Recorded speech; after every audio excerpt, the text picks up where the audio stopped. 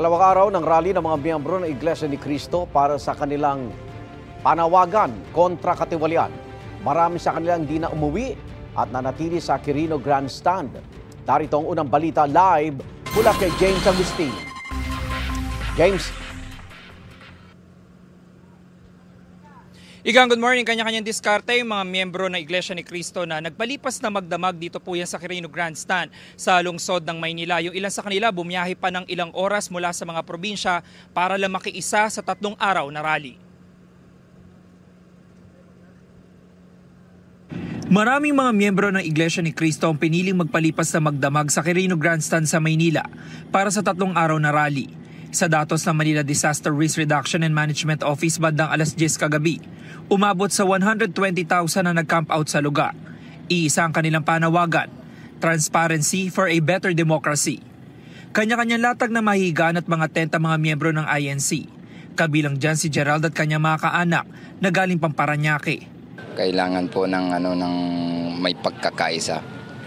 Opo, para po sa isinusulong na yan po, transparency for better democracy para po sa lahat ng sambayan ng Pilipino.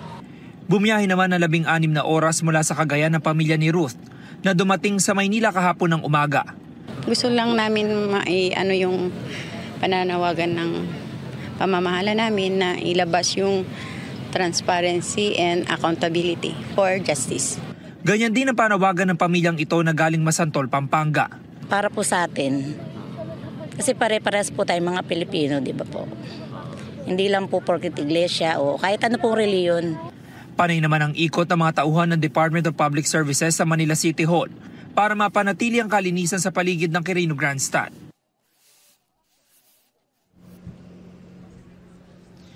Samantala, Igan, ito yung sitwasyon ngayong umaga dito sa Quirino Grandstand sa lungsod ng Maynila. Bago mag-alas 6 ng umaga, Igan, na makaranas ng mahinang pag-ulan pagdito sa lugar. Pero ngayon pagabon na lamang po yan, kaya yung mga miyembro ng INC kanya-kanyang diskarte. Yung ibang mga nagpalipas sa magdamag dito, may mga tent na sila, pero yung mga wala naman at wala silang dalang payong, ay nakisilong sila dun sa mga mas malalaking tent. Doon sa impormasyon na nakuha natin mula sa INC, ay alas 9 ng umaga magsisimula yung kanilang programa ngayong ikalawang araw ng rally. Yan ang unang balita mula rito sa lungsod ng Maynila. Ako po si James Agustin para sa GMA Integrated News.